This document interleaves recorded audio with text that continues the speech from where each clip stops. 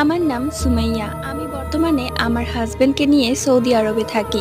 চেহারা কাটেন খারাপ না, কিন্তু তারপরও আমার বিয়ে হচ্ছিল না।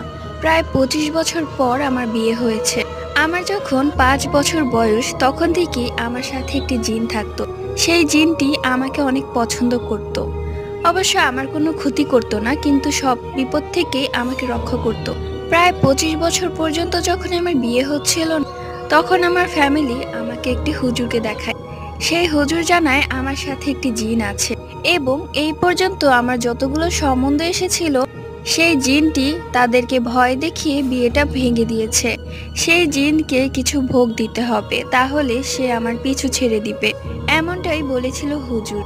তারপর সেই জিনের কথা মতো তাকে ভোগ দেওয়া হলে সে আমার পিছু ছেড়ে দেয়।